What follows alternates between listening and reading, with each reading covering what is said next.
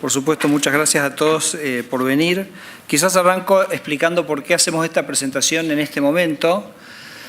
Hace varios meses, diría yo, se tomó la decisión de que el programa fiscal, financiero y monetario se iba a presentar con posterioridad al acuerdo con los holdouts.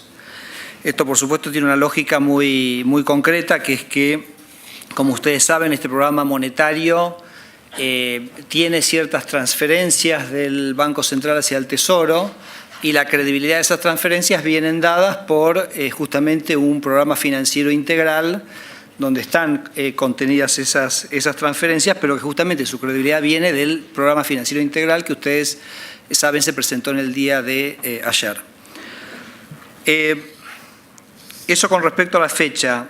En términos de la orientación de la política monetaria que llevamos adelante, creo que también está bastante clara, la hemos ido definiendo y comentando a lo largo de los últimos meses, donde Argentina va a estar migrando, y lo vamos a elaborar ahora en la presentación, a un régimen de metas de inflación con tipo de cambio flotante, donde va a haber un ancla muy importante para nosotros, que es pensar en una inflación del 5% dentro de 4 años, que va a ser verdaderamente nuestra ancla primordial, y vamos a ver un poquito y explicar un poquito cómo se va a transicionar a ese punto. Así que arrancamos básicamente con esas dos reflexiones, con lo cual vamos a ver en esta presentación ese camino hacia las metas de inflación, los objetivos de la política monetaria, puntualmente los números y este objetivo del 5% anual en 4 años, los instrumentos de la política monetaria, el régimen cambiario, la política de comunicación de esta política monetaria y finalmente la interacción entre la política monetaria y el Tesoro, que me parece que es una parte central de la credibilidad de lo que estamos planteando. Así que pasamos a la primera. Esto describe un poquito cómo va a ser esa transición y ese proceso. Nosotros lo dividimos en tres etapas. Una primera etapa que transcurrió desde nuestra asunción hasta fin de febrero, que nosotros la definimos como de corrección de desequilibrios. Tuvo 2 vectores fundamentales esta etapa, que fue, por un lado, la unificación del mercado cambiario, en la cual movimos muy rápidamente, pero el segundo vector fue la absorción de los excesos de liquidez o los excedentes de liquidez que se habían producido sobre final del año pasado, sobre el último tramo del gobierno anterior, sumados a la emisión que venía asociada a la venta de dólares futuros, ¿no? Entonces eso había generado una situación de exceso de agregados monetarios, y durante los meses de diciembre, enero y febrero nos abocamos básicamente a ordenar el crecimiento de esos agregados que, por ejemplo, en el caso, si habláramos de la base monetaria, pasaron de 45% más a un orden del 25% hacia fines de febrero. El 1 de marzo hicimos una transición a un régimen diferente, más parecido al que se usa en cualquier país que tiene metas de inflación, que es usar la tasa de interés como uno de los mecanismos, o mejor dicho, como el mecanismo primordial que define el rol y el lugar y la posición de la política monetaria en cada momento. En el caso puntual de Argentina, esa tasa de interés está definida por la tasa de las LEVAX a 35 días. Por supuesto, esa tasa se complementa, lo hemos dicho ya varias veces, con un pase, ¿no? Lo que llamamos un corredor de tasas, con una tasa definida para la tasa pasiva y una para la tasa activa, ¿no? La idea es que las tasas de interés se muevan en ese rango, pero fijando como política y variable referencial la tasa de las LEVAX a 35 días. Es un esquema diferente. En este esquema ya uno no mira los agregados monetarios, sino que mira la tasa de interés. El dinero es endógeno, decimos técnicamente en este contexto. Y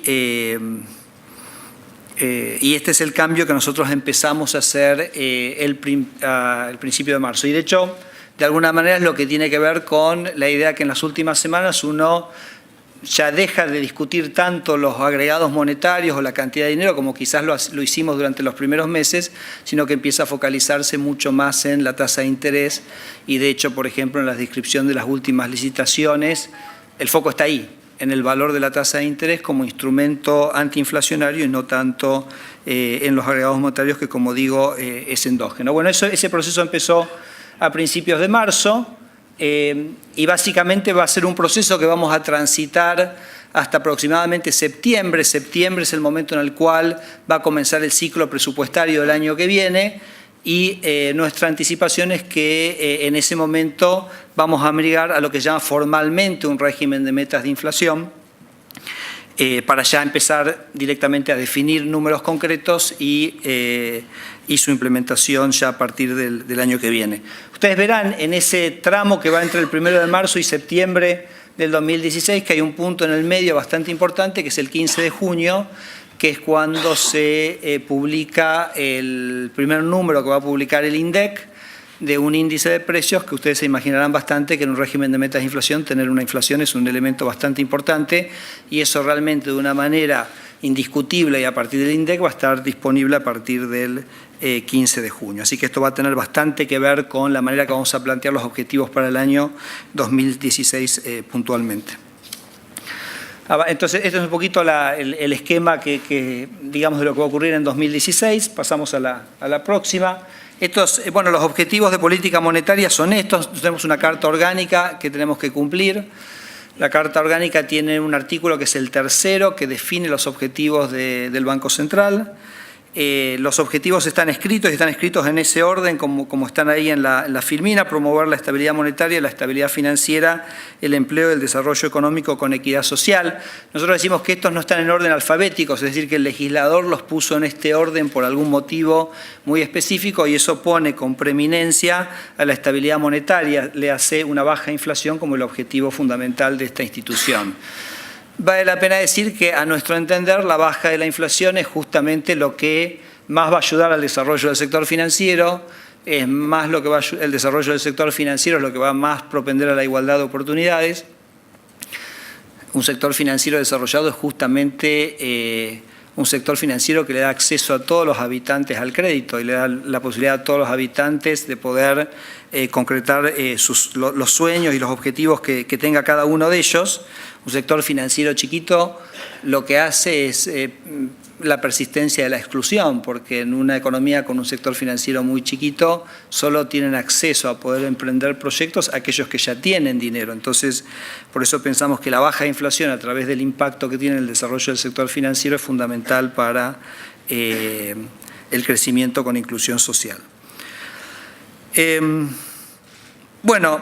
Ahora, ¿qué quiere decir estabilidad monetaria para el Banco Central? Medio lo anticipé en el principio y ahora de alguna manera lo definimos. Todavía no me fui, que es básicamente inducir una baja sistemática y sostenible de la tasa de inflación, llevándola en un plazo razonable al 5%, con lo cual ese 5% va a convertirse como en el ancla último de los objetivos de esta gestión del Banco Central. Es que Argentina tenga una inflación que sea parecida a la que tienen el resto de los países con metas de inflación. No hay que irse a países desarrollados para encontrar estos logros, simplemente hay que mirar a nuestros vecinos que perfectamente lo han logrado. Así que no hay nada en esto básicamente con orden, con consistencia y con coherencia que no se pueda lograr. Así que bueno, ahora sí avanzamos. Les quiero mostrar este gráfico que ustedes ya lo han visto muchas veces. Es un gráfico que en los próximos 4 años lo van a ver muchas veces, que es cómo Argentina va a ir migrando de los niveles de inflación actuales a ese 5% que es nuestro objetivo, y que ustedes lo ven ahí a partir del año 2019, queremos que Argentina esté allí. Y esto básicamente es el recorrido que va a hacer la inflación en Argentina para llegar a lo largo de este tiempo a ese objetivo. 2016 es un año bastante particular, yo diría básicamente por 2 motivos. El primero es porque lo arrancamos sin mediciones de inflación, yo lo decía eso antes, que nos permita definir este parámetro objetivo de una manera bien contundente y bien clara. Por ejemplo, yo ahí muestro el 33.4, no sé si lo alcanzan a ver, esa es básicamente la estimación de inflación del conjunto de las consultoras económicas que las produce el Consensus Economics.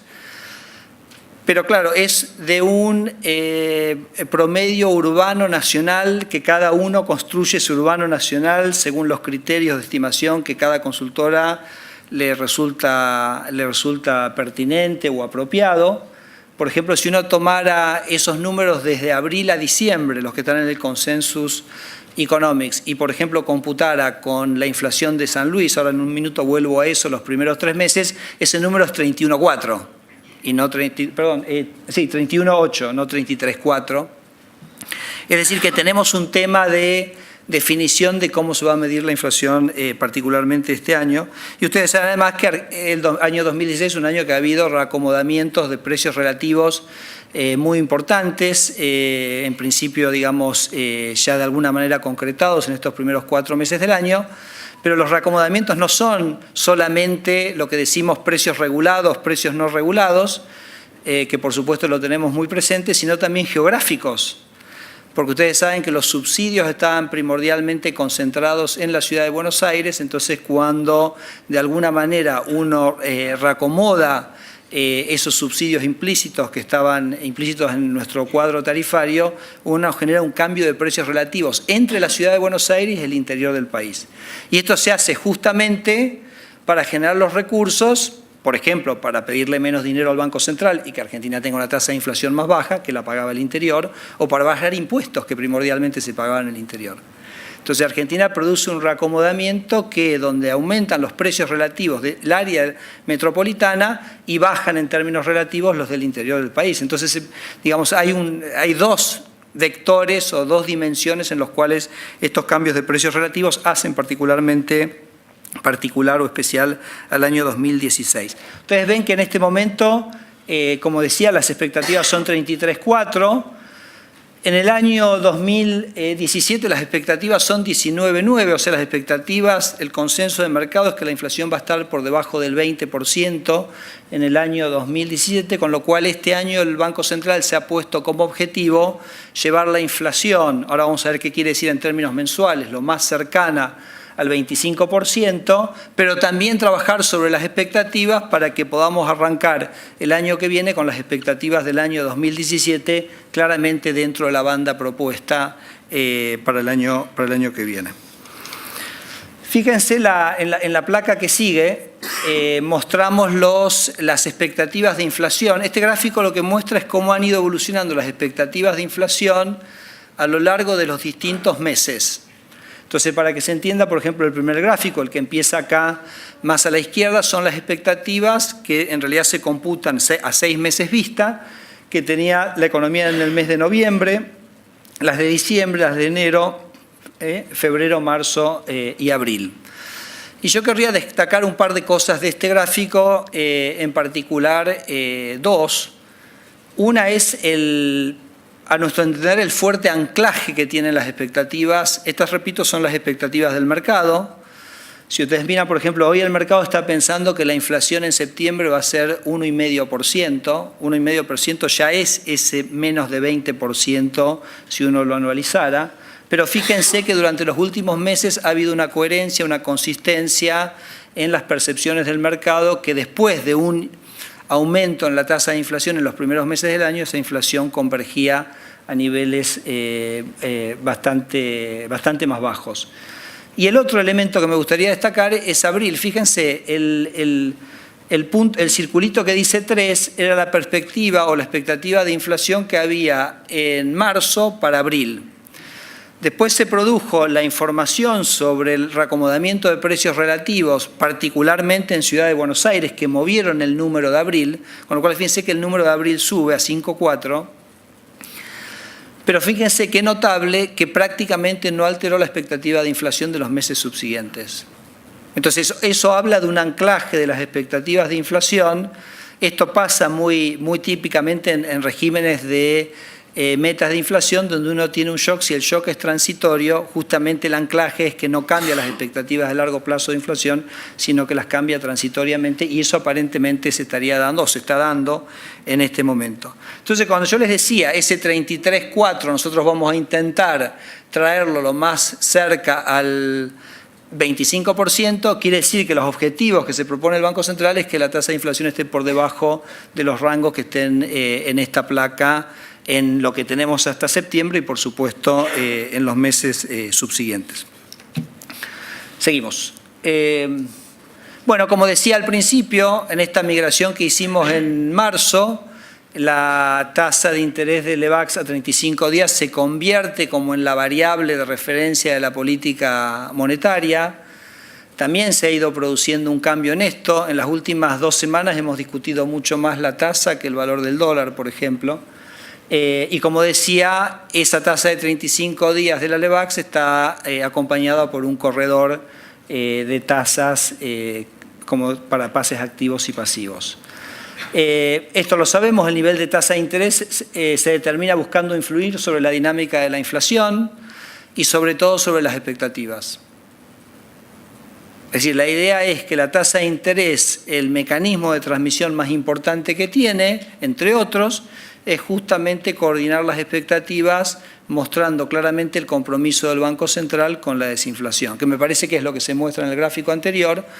Y de alguna manera me parece que ese es el mecanismo de transmisión más importante que tiene la tasa, que tiene esto sobre las expectativas y por consiguiente sobre la evolución de los precios. Y como decía antes, la cantidad de dinero es endógena, entonces ya no nos preocupamos porque la demanda de dinero tiene fluctuaciones importantes, lo importante es mantener el nivel de tasa de interés para influenciar esas expectativas, la demanda de dinero puede subir, la demanda de dinero puede bajar y eso ya pasa a ser relativamente secundario en el manejo de la política monetaria. Ustedes van a cualquier banco con metas de inflación y nadie va a estar preguntando sobre los agregados, sino que van a estar preguntando sobre el posicionamiento de la política monetaria en función de su tasa de interés.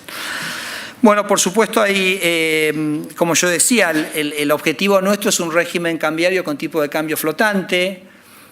Se puede hacer mucha historia acá.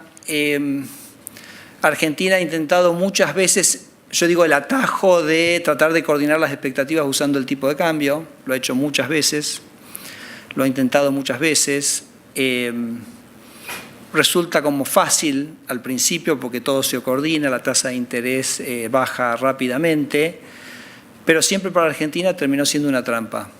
Siempre para Argentina un tipo de cambio fijo justamente lo que no permite es que ciertos precios relativos puedan acomodarse. Con una economía pequeña como Argentina, integrada en el mundo, a veces necesita reacomodar precios relativos. Un tipo de cambio fijo a la larga te genera una situación donde esos reacomodamientos no pueden darse y entonces esos reajustes tienen que darse a veces de la peor manera. Y hemos vivido en Argentina muchas experiencias en ese sentido. Entonces nosotros hemos tomado la decisión de que el régimen monetario cambiario que necesita Argentina es el régimen monetario cambiario que tienen todos los países que funcionan.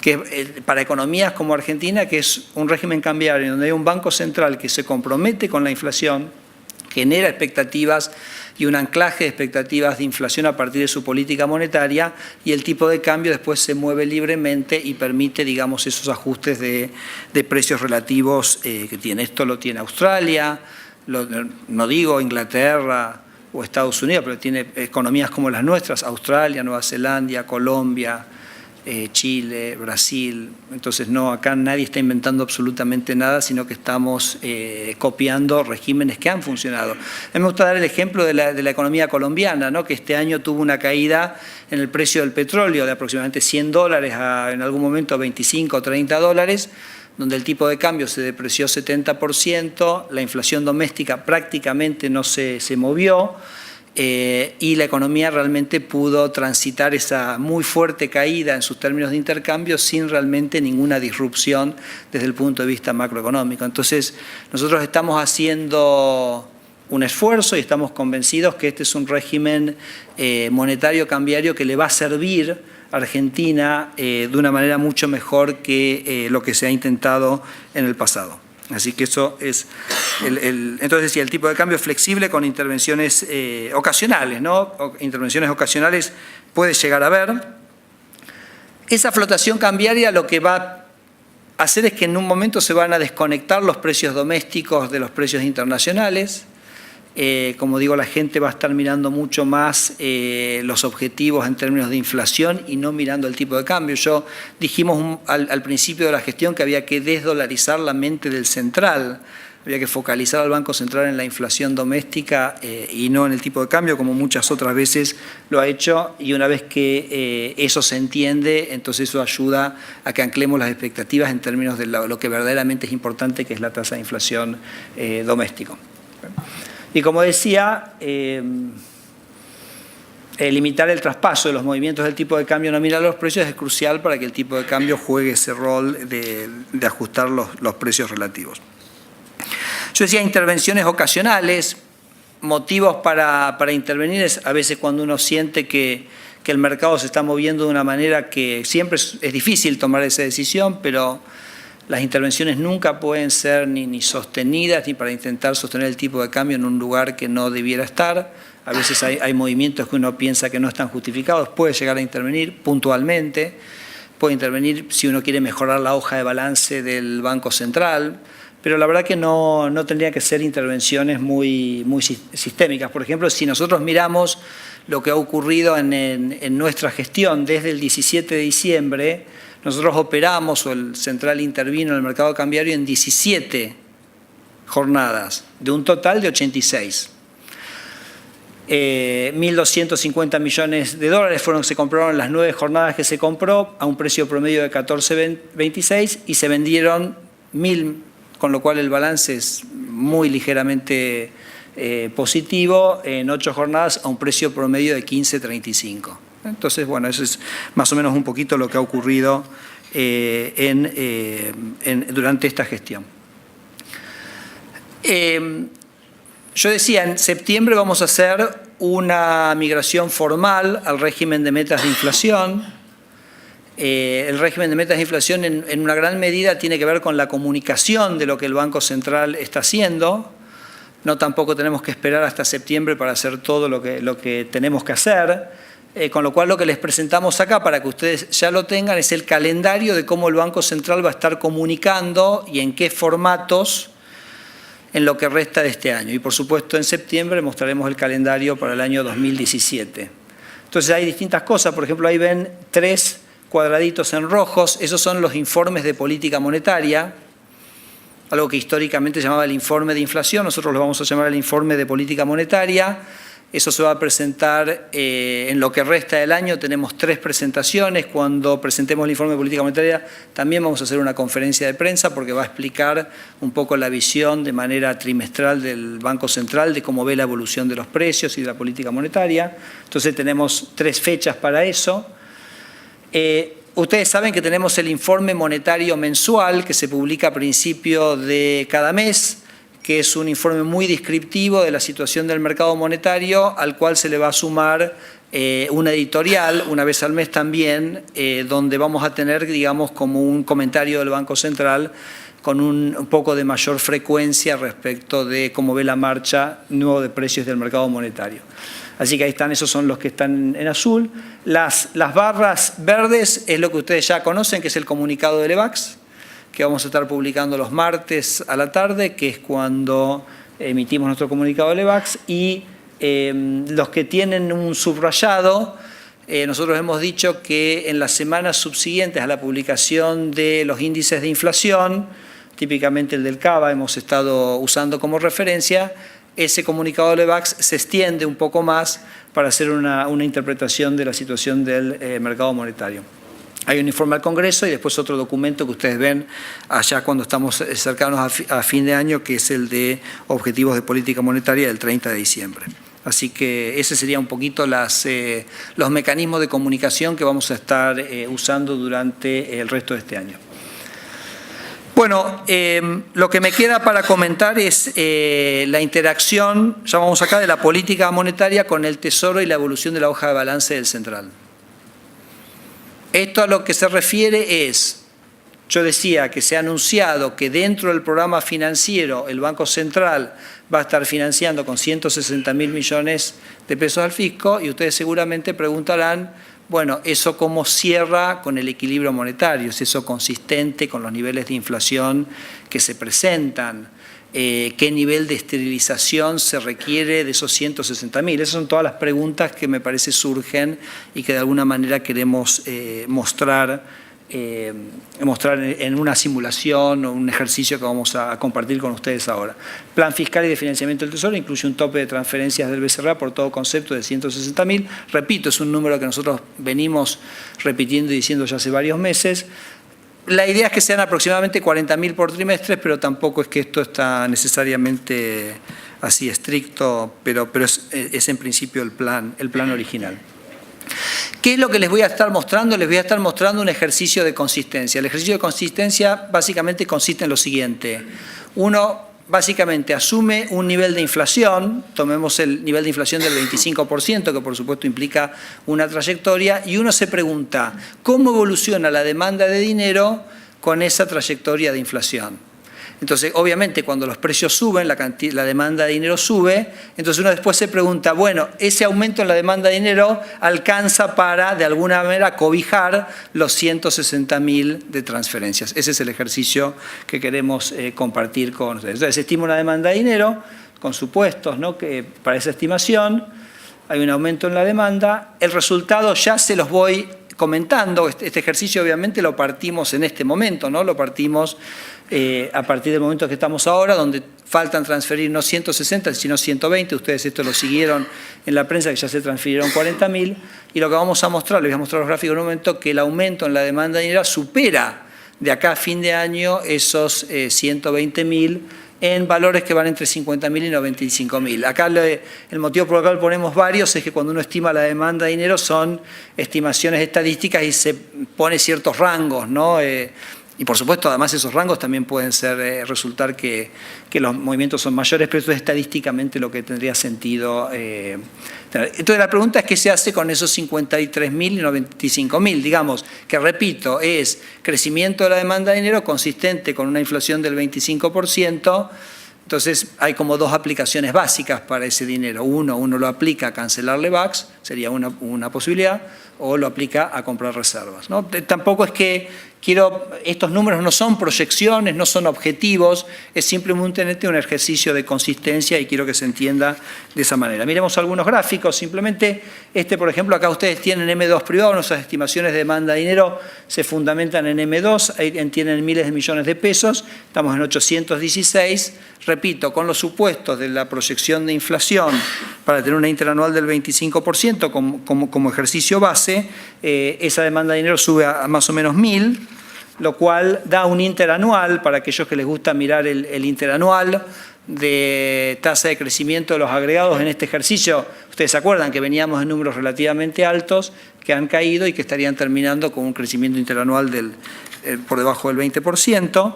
Y después la que es básicamente relevante es que usando lo que se llama el multiplicador monetario, uno pasa del M2 a la base monetaria, que es efectivamente donde opera el Banco Central, y entonces esta es la demanda de base monetaria.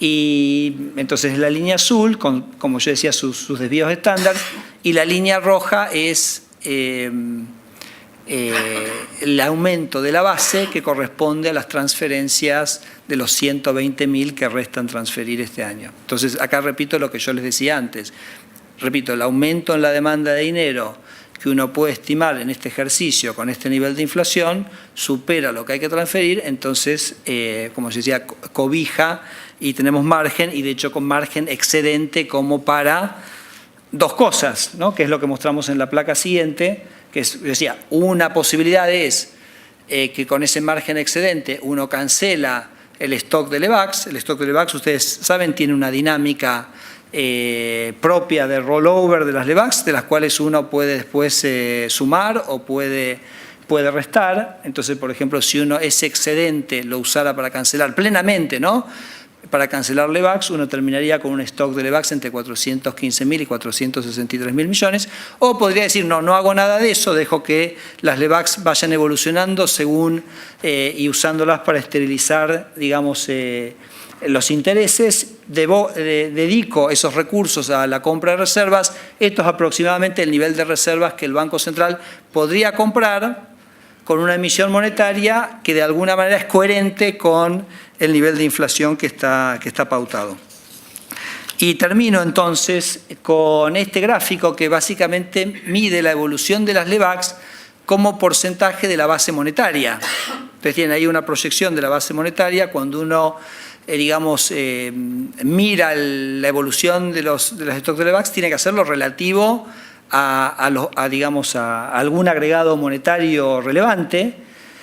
Y entonces ustedes ven que en el contexto donde esos excedentes se usan para cancelar LEVACs, bueno, esa es la trayectoria, que es la línea azul. Si se usan para cancelar, los excedentes se usan para comprar reservas, obviamente no hay una cancelación tan grande de las LEVACs, entonces la caída en el stock de LEVACs como porcentaje de la base uno ve todavía una caída bastante significativa, pero no tan pronunciada como en el otro caso. Entonces,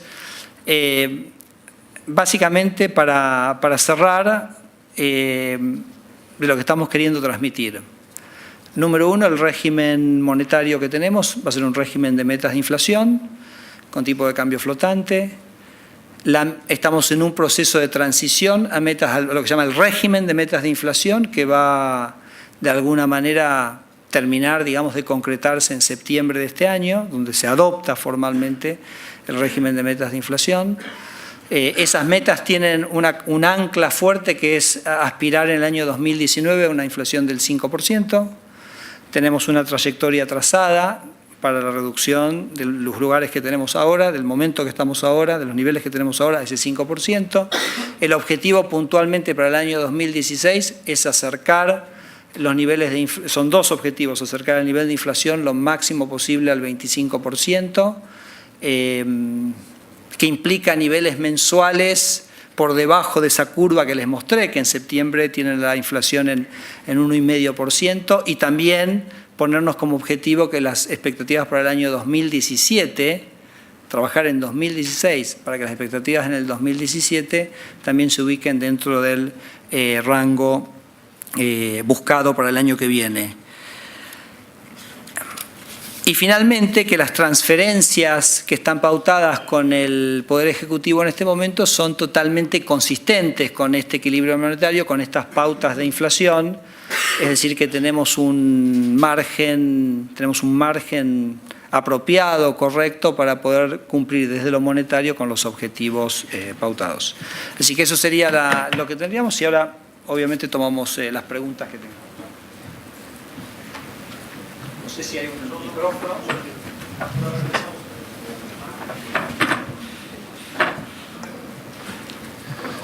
Sí, buenas tardes. Charlie de Brola, de la agencia Bloomberg.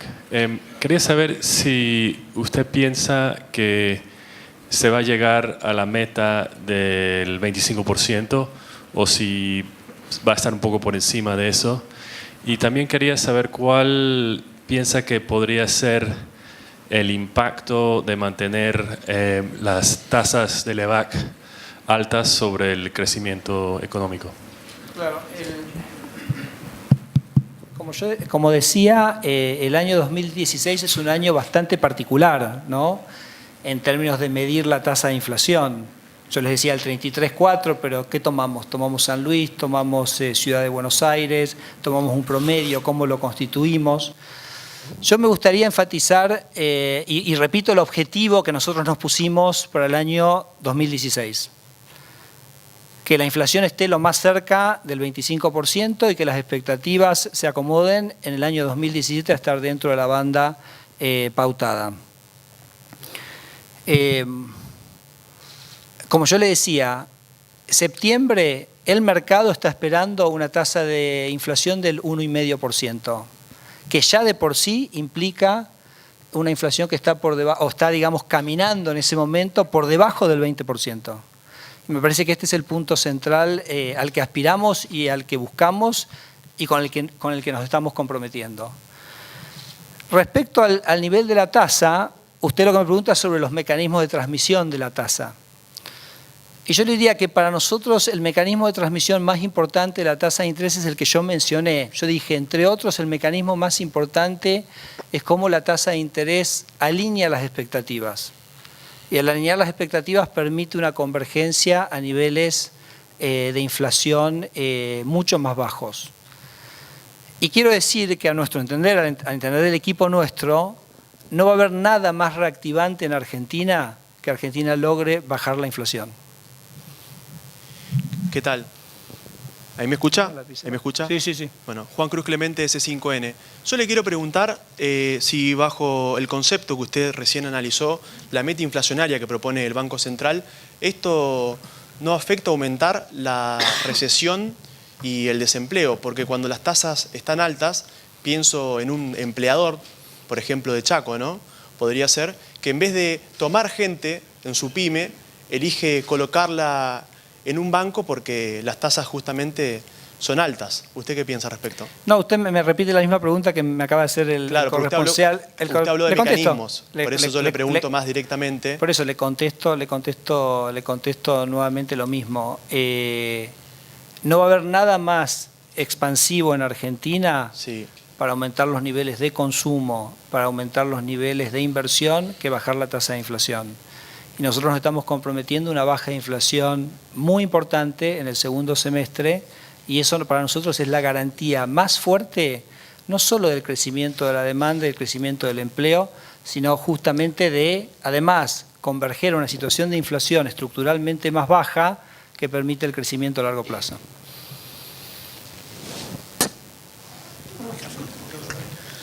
¿Qué tal? Buenas tardes. Javier Blanco, del diario La Nación. Dos consultas, si puede ser. Una, usted habla de un tipo de cambio flexible, pero cuando comenzó la administración Macri, el ministro habló de un tipo de cambio, hablaba de flotación administrada, pero sucia. ¿Cuál es la diferencia y si eso es sinónimo de alguna diferencia en el equipo económico o no? Y la segunda, ¿hace alguna estimación sobre la posible compra de reservas? Hasta aquí la compra de reservas que hicieron no la hicieron por el mercado, sino en operaciones para que no interviniendo en el mercado. Si puede decir si van a seguir operando de esa manera y por qué operan de esa manera, viendo que se puede producir algún tipo de distorsión en el precio. Cuando uno saca la cuenta, por ejemplo, al precio que ustedes informan, porque se puede sacar porque también, por suerte, informan la expansión monetaria, observa en general que el que entró por esa ventanilla obtuvo alguna diferencia. Perfecto.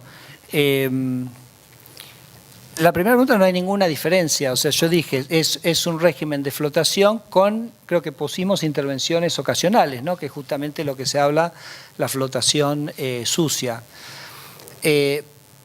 Dijimos, las intervenciones pueden ser cuando el Banco Central quiere recomponer su hoja de balance, las intervenciones pueden ser cuando uno piensa que la dinámica cambiaria tiene una dinámica que no tiene que ver con el equilibrio o los fundamentales de la economía.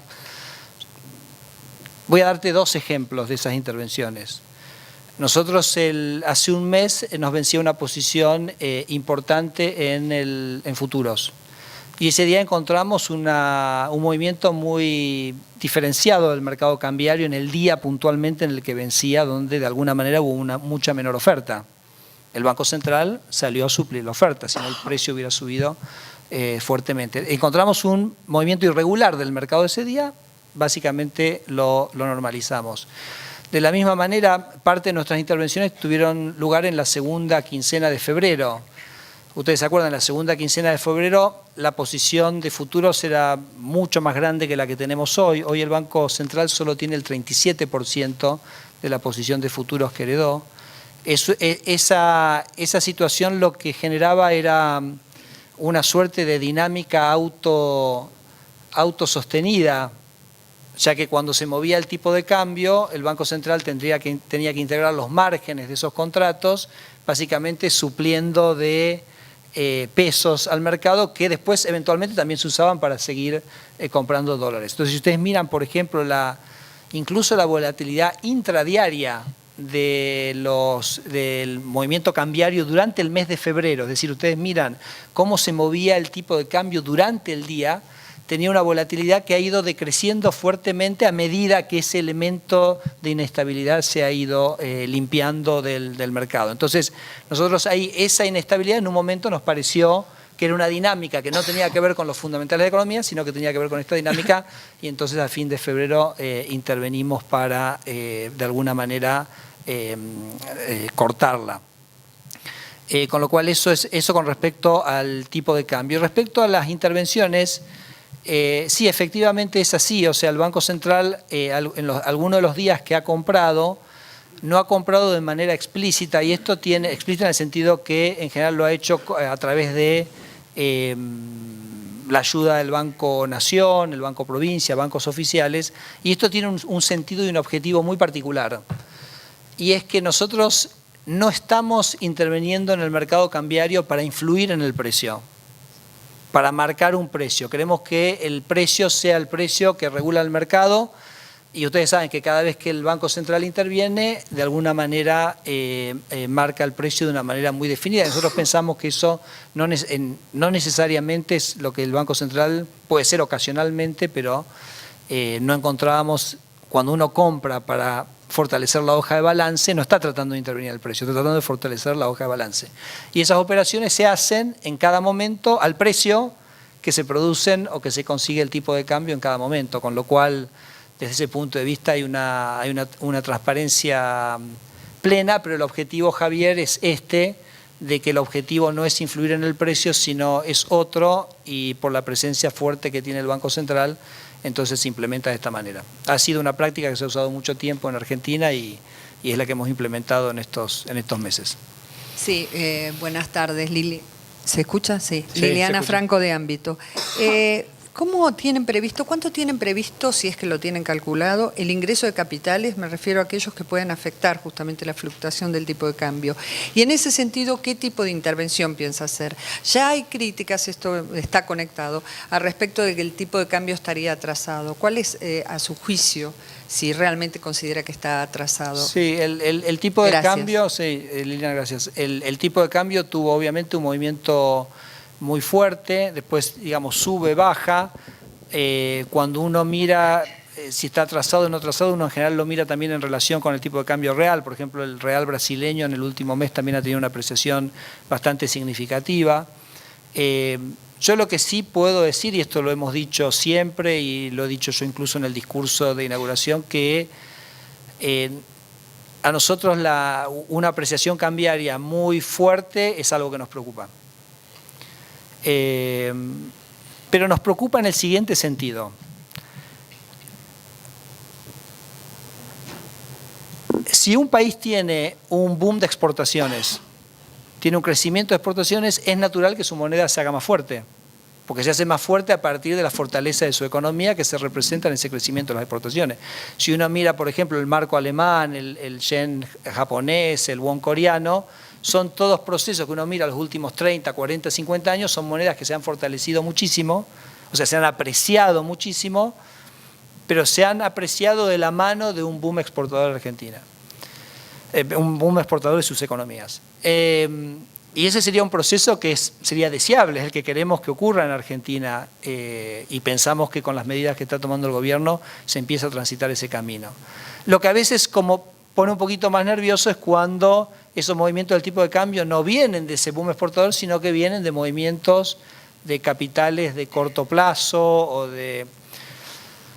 y en ese contexto el Banco Central hay cosas que puede hacer y hay cosas que no puede hacer. Es muy difícil manejar el tipo de cambio real, decimos, en el largo plazo. Doy un ejemplo. Si uno, por ejemplo, se ha intentado en el pasado contener esa apreciación comprando reservas con el fin justamente de influir en el precio.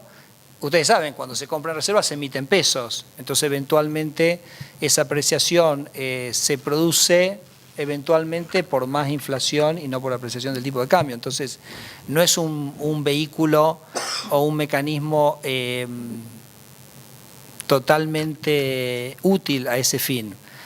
Uno tiene después otras alternativas que podemos trabajar. Doy un ejemplo de algo que hicimos la semana pasada, que ustedes lo vieron y creo que lo reportaron en todos los medios, cuando, por ejemplo, liberamos el cronograma anticipado de importaciones. Es decir, cuando nosotros salimos del cepo, había básicamente las importaciones que se habían producido antes del 17 de diciembre, tenían un cronograma de acceso al mercado de cambios, La verdad que ante la situación que estábamos viendo, eso se liberó, es una manera de sostener la demanda y de alguna manera trabajar. Obviamente es un desafío para Argentina en este año 2016 por el cambio de expectativas, ¿no? Por el deseo de invertir, por obviamente flujos que también corresponden al sector público, así que Liliana, creo que va a ser un desafío importante para nosotros en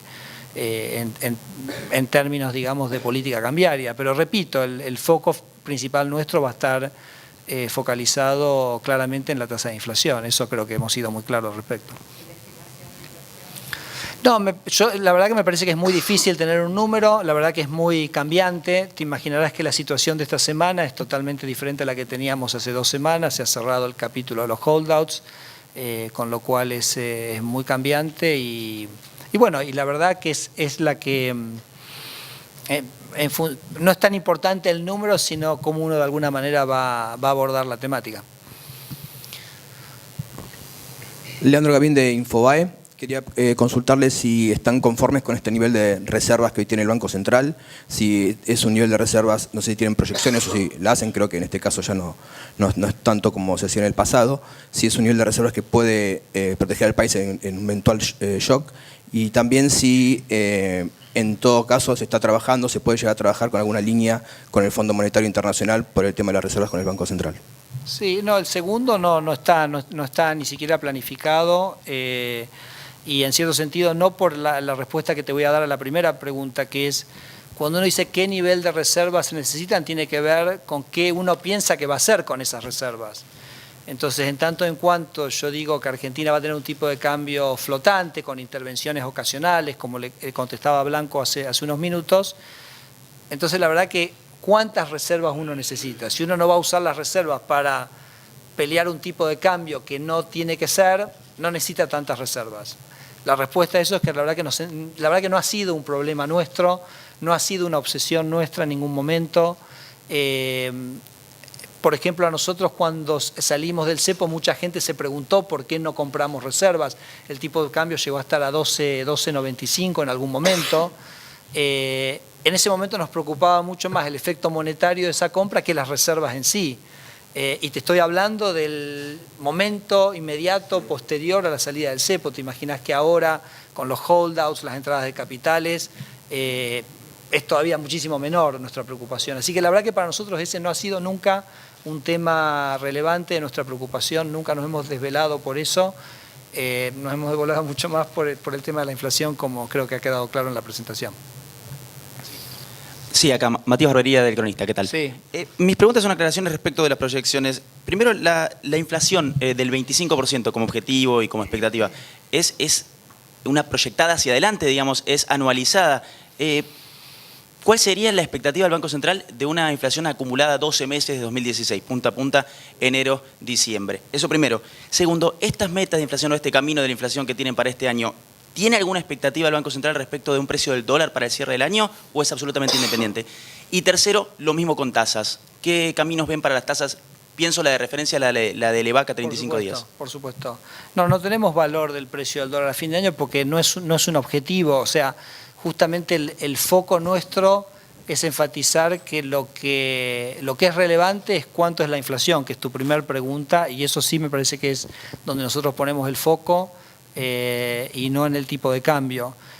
Aprovecho para contestar la tercera antes de ir a la primera, que es el tema de las tasas, y creo que en esto nosotros hemos sido clarísimos. O sea, la tasa tiene que tener una relación con la evolución de los precios y con la evolución de las expectativas de los precios. Entonces, en tanto y en cuanto el Banco Central tenga el convencimiento que la inflación, y hemos hablado que no tenemos que mirar necesariamente la inflación con los precios regulados en estos meses en los cuales están estos cambios tan abruptos, esté en descenso, la tasa va a acompañar.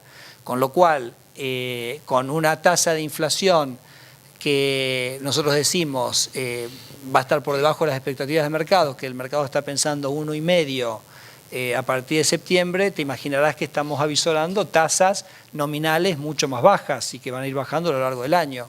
Si me preguntás exactamente cuál es el número, no, el número va a depender exactamente de profundamente podamos avanzar en esa desinflación. En el caso del ejercicio, lo que está contenido acá es una tasa de inflación que es punta a punta del 25. Este es un ejercicio. Si por algún motivo alguien en la audiencia o algún consultor piensa que la inflación va a ser mayor, bueno, los márgenes de acción se agrandan relativo a lo que hemos mostrado acá, porque la demanda de dinero te aumenta más si los precios aumentan más. Con lo cual, desde el punto de vista de lo que queremos mostrar acá, eso no es un problema. Y repito, lo que hemos nosotros trazado como objetivo para el año 2005 es que vamos a tratar, para el 2016, gracias, es tratar de traer la inflación lo más cercana posible a ese 25%, y también, y lo repito porque para nosotros es muy importante, asegurarnos que a medida que avance el año, las expectativas de inflación para el año que viene ya se vayan a ese rango del 12-17 del año que viene. ¿Qué tal? Buenas tardes, Gustavo Bazán del diario Clarín. Yo quería 3 preguntitas. La primera, si puedo insistir un poquito sobre el tema tasas de interés. Digamos, si las expectativas son claramente más bajas hacia los meses futuros, hay evidencia de que la actividad económica está bastante aplacada. La demanda de créditos para el sector productivo está cayendo en términos reales. Y a su vez el ministro de Economía el lunes dijo que esperaba que más pronto que tarde bajen las tasas de referencia de la LEBAC, que en 38% con expectativas de inflación mucho más bajas parece muy positiva. Quería saber, muy positiva en términos de la diferencia, ¿no? Quería saber qué es lo que está faltando puntualmente para operar un descenso en la tasa de la LEBAC. Y segundo, si ustedes las expectativas de inflación están trazadas en función de que no va a haber nuevos aumentos de tarifas, se está hablando de 10% de la nafta, la energía eléctrica está muy opinado si se va a aguantar todo el año sin nuevos ajustes de tarifa, la nafta afecta a todo el país, no solo al conurbano o al área metropolitana. Si ustedes están pensando que ya no va a haber más aumento de tarifa. Y tercero, si la meta de inflación oficial y formal del Banco Central recién va a ser la que mire para 2017. Hasta ahora es solo una aproximación a tratar, como usted dijo, de acercar lo más posible al 25% las expectativas del 33. Gracias. Sí, perfecto. La tasa de interés del 38 es la tasa de interés a 35 días. Eso tiene una razón de ser. También tiene una razón de ser el hecho que gran parte del LEBAC esté colocado a 35 días. Eso garantiza la posibilidad de migrar rápidamente ese stock a tasas de interés más bajas. Imagínense que si estuviéramos emitiendo a un año, a esa tasa sería otra historia, ¿no? ¿Qué es lo que falta? Preguntás. Falta la certeza. Nosotros seguimos varios indicadores de inflación semanal, además de las inflaciones más oficiales reconocidos, obviamente vemos todos, pero oficiales reconocidos que son el de la Ciudad de Buenos Aires y el de San Luis.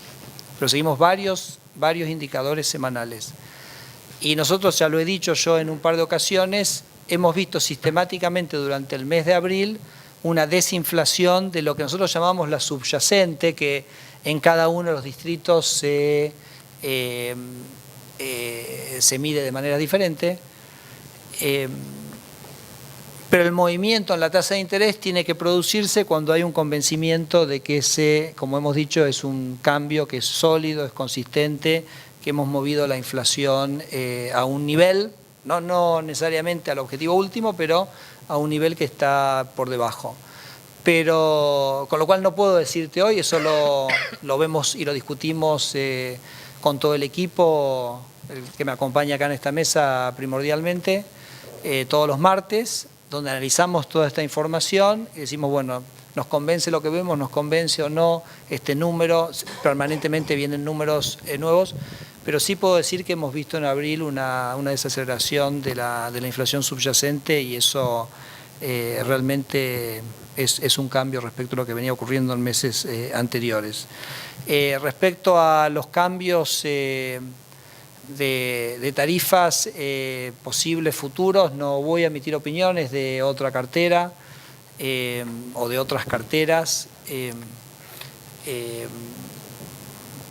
tiene su impacto, a veces el impacto es, como digo, muy diferencial a nivel geográfico, va a ser totalmente diferente la inflación a nivel del interior del país que el de la capital federal, con lo cual me parece que cuando uno mira una visión bastante integral de la cosa hay que bastante minimizar el tema. Y es correcto, creo que fuimos claros respecto a los objetivos que nos hemos trazado para el año 2016.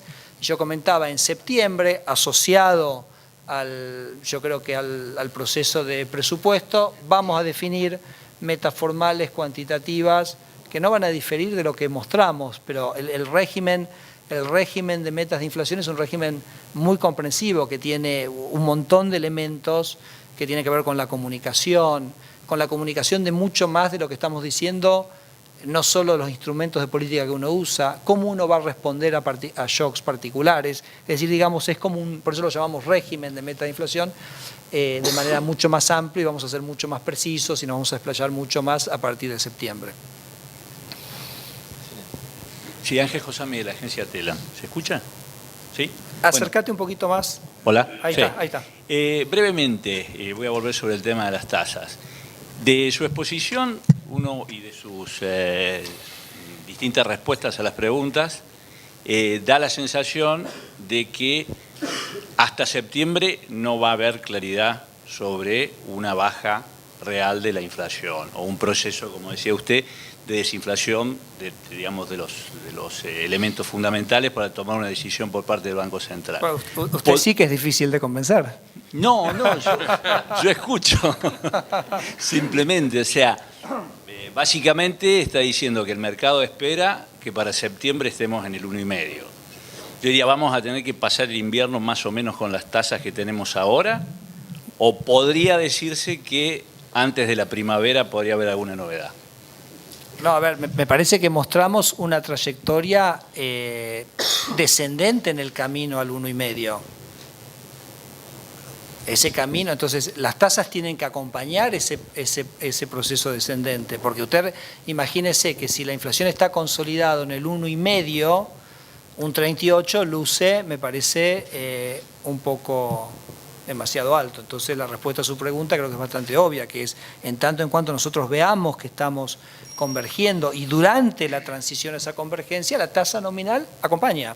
Esto hemos sido muy claros desde un primer momento y el tema es el dato de una semana,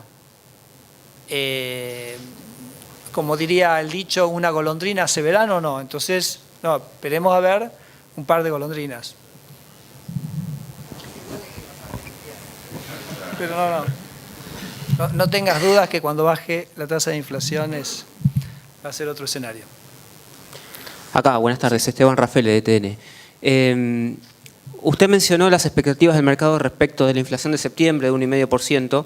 Esas mismas expectativas de mercados dan cuenta de una inflación en enero-diciembre de 33-35%, muy lejos de la banda que puso el Ministerio de Hacienda.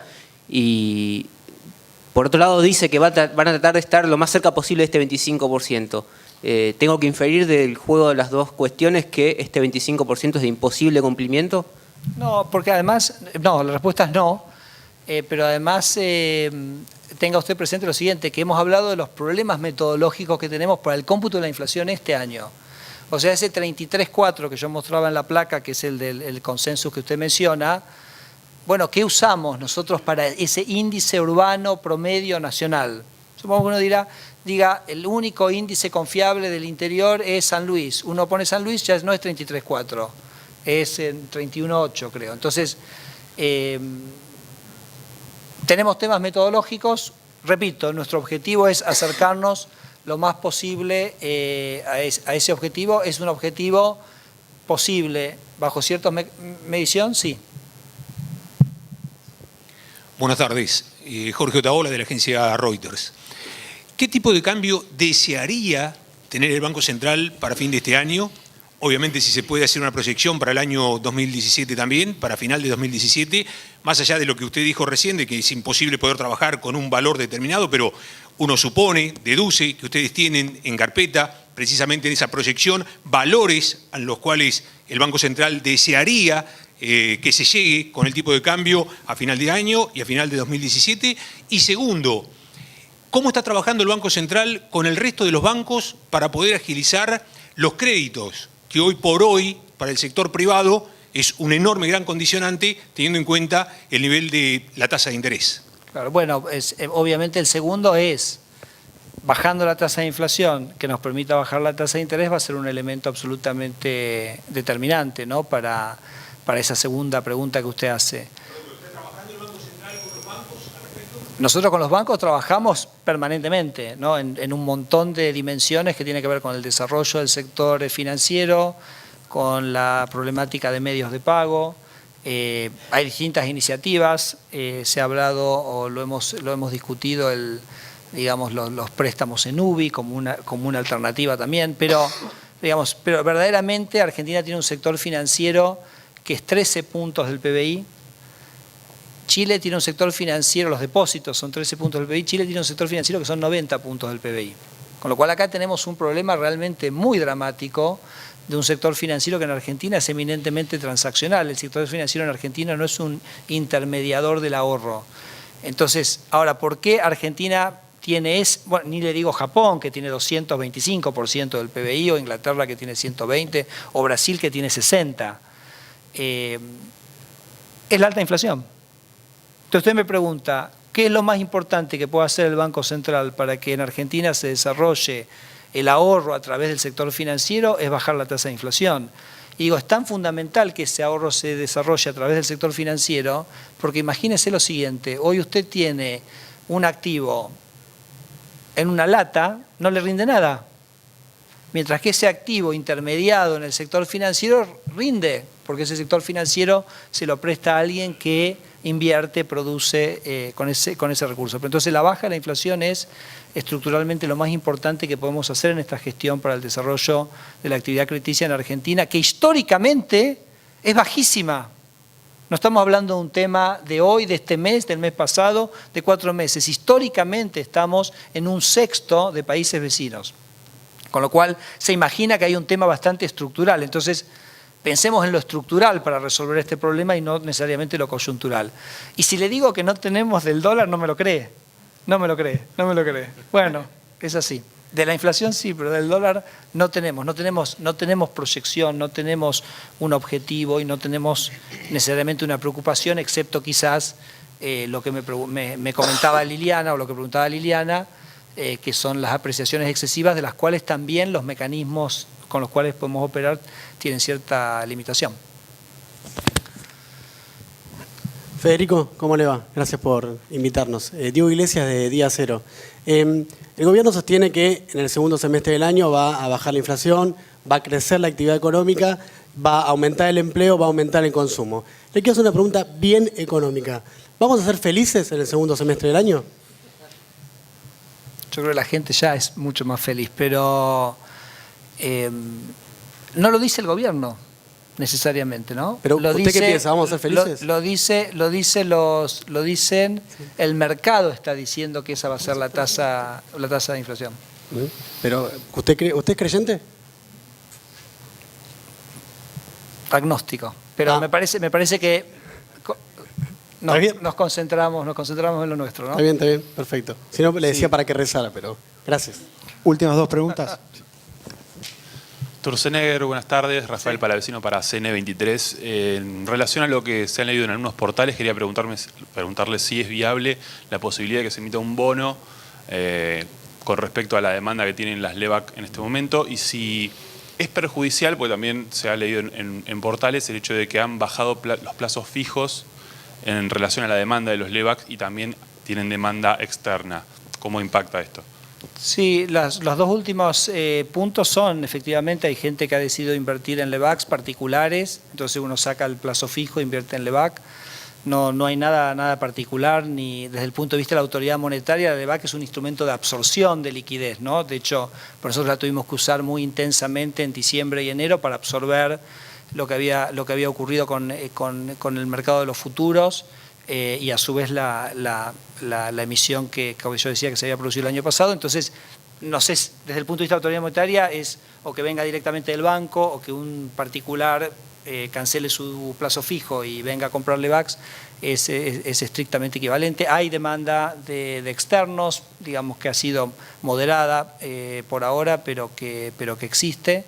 Y la verdad que si mirás la última placa que nosotros presentamos, porque tengo que desmentir absolutamente, la verdad que lo hemos leído con bastante sorpresa, eso del canje de las LEVACS, etcétera, por varios motivos. Primero que como yo mostraba en la última placa, si ustedes miran el stock de LEVACS como porcentaje de la base monetaria es decreciente, ¿no? No tiene sentido hacer ese ejercicio, la tasa de LEVACS, y hacer un ejercicio como que eso se rolea al 38%, porque justamente la idea es que cuando la inflación baja, la LEVAC baja.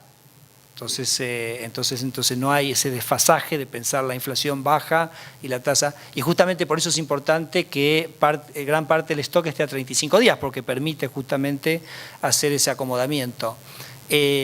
Así que la verdad que no vemos ninguna necesidad económica, más allá que institucional y que tiene que ver con la reputación del Banco Central, de esa idea que no sé realmente quién de alguna manera la ventiló, pero que no tiene absolutamente no solo ningún asidero, sino ninguna necesidad de ningún tipo. Bien, última por acá. Paola Cuaguín, del diario Perfil. La consulta que quería hacerle tiene que ver con algunas declaraciones suyas esta semana vinculadas a, bueno, terminar de levantar el cepo cambiario, ¿no? Quedan algunas medidas que todavía se podrían tomar y se esperaban para las próximas semanas. Mi pregunta es si eso tiene que ver con importadores, con topes, en qué están pensando, qué se puede esperar para los próximos días. Y también si en el próximo mes podemos estar conociendo medidas que tengan que ver con profundizar la bancarización en el interior del país.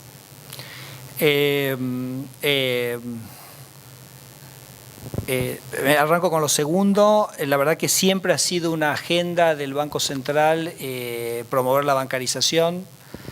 Creo que tenemos una agenda pendiente sobre los costos que tienen la apertura de sucursales, entonces me parece que eso es una agenda permanente que ha tenido el Banco Central, donde hay un montón de ideas como para ir trabajando y avanzando. Con respecto a lo primero, bueno, se toca un poco con la respuesta que le di a Liliana hace un rato, ¿no? Que es cuando uno ve cuáles son los mecanismos que uno tiene para de alguna manera evitar el atraso cambiario, y la compra de reservas, digamos, te compromete el objetivo inflacionario, con lo cual de alguna manera tiene sus límites y sus limitaciones. Quedan algunos elementos del cepo, por ejemplo, restricción a la compra de activos externos, que tiene un tope. Entonces, la verdad que uno tendría a pensar que en los próximos, déjame ponerlo, meses, debiéramos avanzar decididamente para ya terminar, digamos, con el resto de esas restricciones. Listo. No sé si terminamos. Bueno, muchas gracias a todos.